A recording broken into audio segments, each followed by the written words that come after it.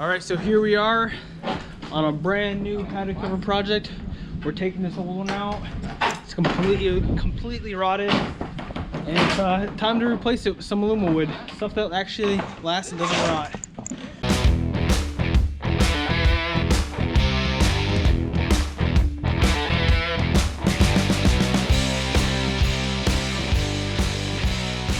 Hi, David Odell here with Odell Complete Concrete.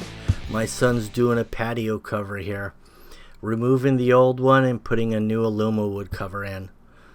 Right now you can see there's 3 posts. The new patio cover is going to have 2 posts. It's going to have a longer span. It's going to have a 20-foot span and 16 feet out from the house. And it's all engineered to do that. Alright, so we're setting up the patio cover right now. Taking off the lantern. There it is. We're going to tap into that electrical. We're going to keep this lantern box though. Knock a hole up here, add a junction box, and run the wire up. So, should be pretty sweet and simple electrical install. And then we are going to be adding a dimmer switch inside. Alright, here's the footings. This patio is only like a 4-inch slab. For this particular patio cover design, needs 2 foot or 20, I think it's 20 inch deep, 20-inch square all the way around.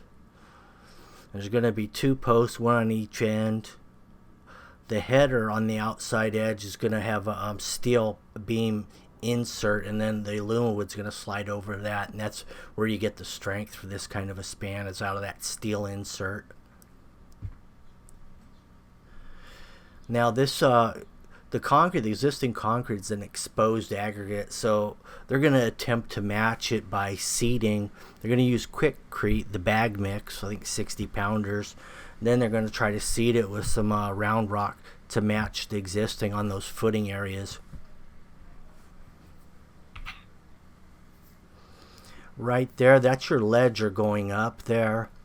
That's going to get attached. Everything's going to hang off of that over the top of the header on the outside.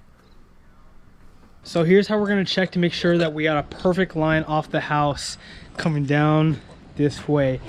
So this is called the Pythagorean theorem. You've learned this in school. What we're going to do first is go 3 feet off our line, 36 inches off the house. Then what we're gonna do, wait, Andrew, go to the line way over there. Right, go, bring yours over there. So Andrew's gonna hold his line right there, right on our line. We got our line and right over here. We got our mark. 4 feet, 48 inches. Now Andrew, you bring the end of the tape measure to that point. So Andrew's right on our mark for the 3 feet. It's called 3, 4, 5. Okay, and you see, once we put our tape measure all the way up against it, 6 inches is 5 feet. That's exactly where we have our mark. So this is a perfect square in this area. So we know our line is straight with the house.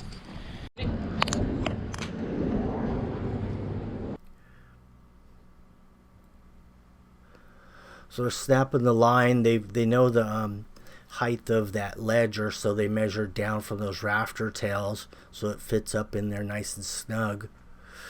And the water's going to run off the existing roof onto the top of the patio cover because it's solid. So that means it's going to need flashing up and underneath those eaves so it doesn't backflow along that stucco. Yeah, so assuming the house is level, and usually they pretty much are, you could probably just measure down from those rafter tails for a rough estimate, and then you could double check it with a level. That'll kind of get you the same scenario.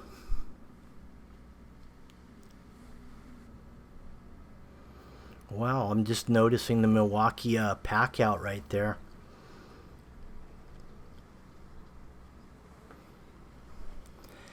So it looks like they cut the holes out in that patio. A little off center where the post goes, but you know it's still going to have the strength because it's 20 inches deep. And it's mostly for uplift is what you're really looking at on these covers, because of the wind gets underneath them. It wants to blow them away, blow them up and out. It's not really too much lateral going on there. It's all up force, first big, it's like a kite. So the bigger chunk of concrete you put on the bottom, just kind of hold, it's weighting it down.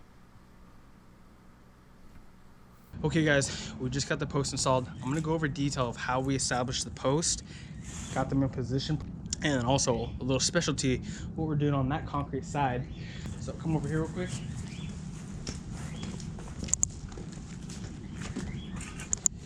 So, since we're matching this concrete slab, I picked up, the matching rock to go with it, and we're gonna have some fun with this concrete post right here. Just gonna drop it in, let it fall randomly, whatever. Oh, make sure you guys clean your rocks too before you just throw it in your concrete.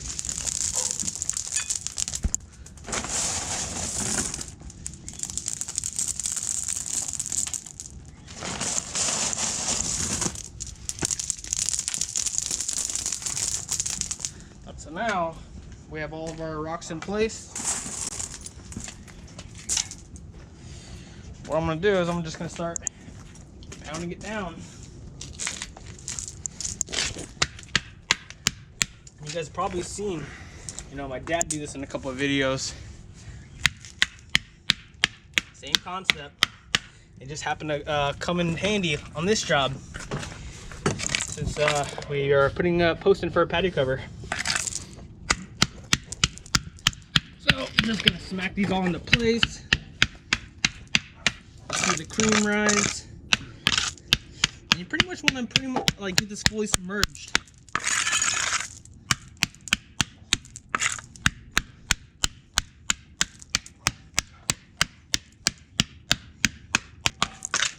What will happen is the cream will rise and the rocks will fall the more you pound it.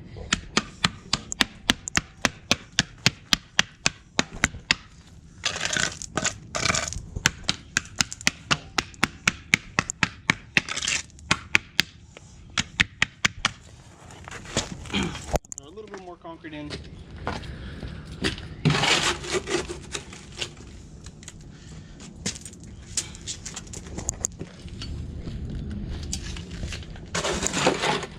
I got more rocks too, so I'm not worried about these not showing. I can always throw more in.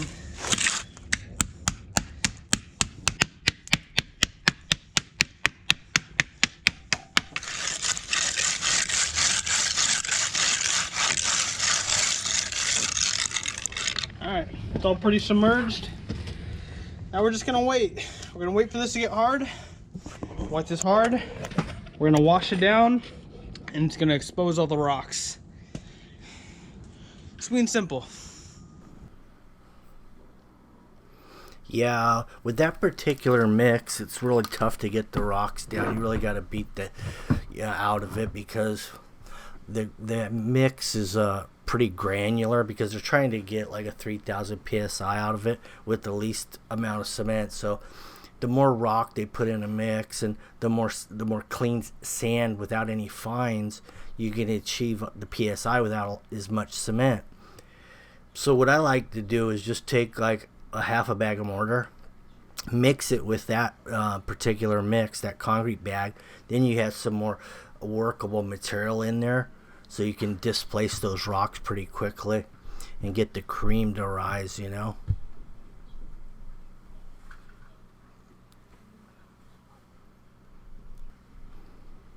So that's looking pretty good. I mean, it's gonna be hard to tell the difference when it's all cured out. Okay guys, this is how you get your post to the right height when you're setting everything up. So what we're doing, you see Jimmy's over there. He's got the hanger channel flange up on the post, and this is gonna be a single beams. This is a single header beam. So the header beam is gonna rest on top of that post. So when I put my Milwaukee level on, you can see I'm already level. So that technically means, well, I got a little bit of slope, just a little bit, like 1%. But what that means is I need to cut that post 8 inches now put the header beam up on top of those posts, and that gives me the excess that I'm going to be cutting off of that post to put me back to pretty much level with a 1% slope. That's what I want. I want a 1% slope from the house to those posts over there, because we are going to be putting gutters on top of this patio cover. The same thing's going to go for that side. So pretty much once I have this side established, all I'm going to do is I'm going to transfer the mark from that post to that post, and we should have perfectly level posts with the same amount of slope coming off of the house, since our hanger channel flange is level.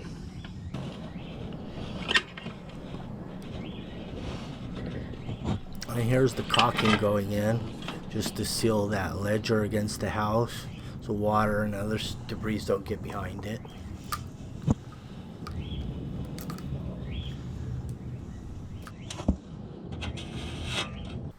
So those posts will also get a nice decorative finish over the top of those. Those are just the internal structural and part of the whole package, and then everything gets a sleeve over the top, the decorative Alumawood finish.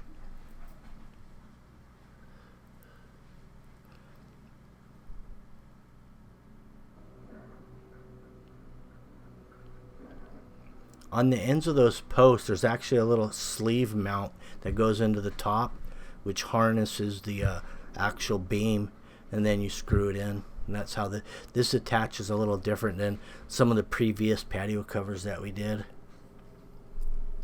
A little cleaner look, because you're not going to have the rafter tails sticking out and all that. It's just a real clean box type look. And then the gutter is actually built into the ledger. Or not the ledger, it's built into the fascia. The gutter is built into the fascia on this. Then you can drop the downspout if you really wanted to along the post or wherever. Also, this is going to have some lighting on the inside. It'll all be attached to the original light switch. Oh, and by the way, everyone that went to Facebook to enter into the drawing for the Deal Out 2 giveaway, we're going to have the winner announced on there if you want to go check it out, see who you won. I think we had about 200 or 300 people entered, so your odds are looking really good. A lot better than hitting the lottery for sure.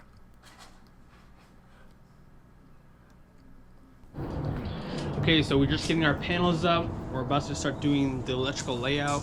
I just want to show you guys really quick how we did the electrical layout so it makes somewhat sense for you guys. And if you're doing this on your own, this will give you an idea of how to get it right. So first thing we did was we figured out the distance, which is 20 feet.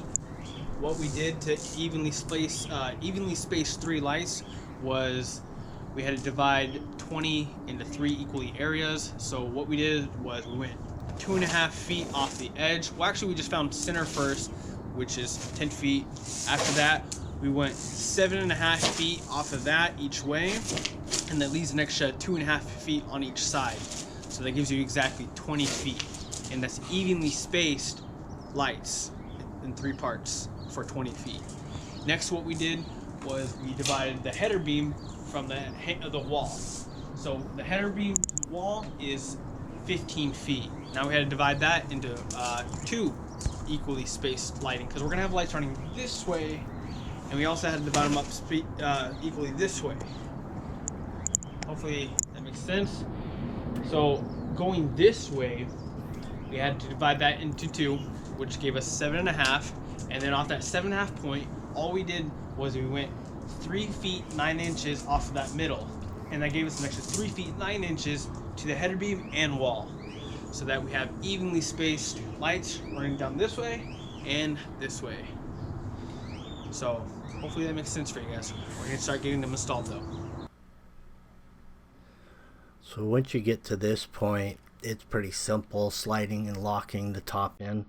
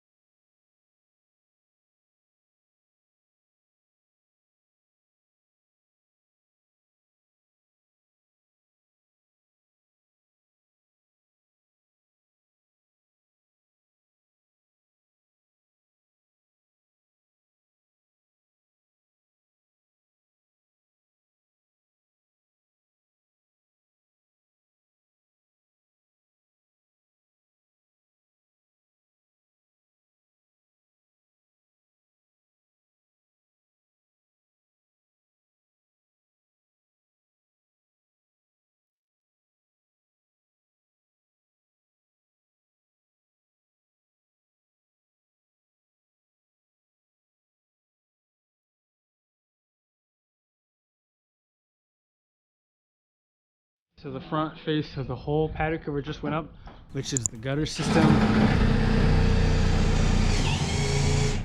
We're gonna keep it a smooth finish like that as well. Kind of a more modern look. The last thing we need to do is just get our side plates up, side fascias. They're gonna extend all the way on the side of the patio cover and kind of cover up this. These patio covers are designed to withstand about 120 mile-an-hour wind.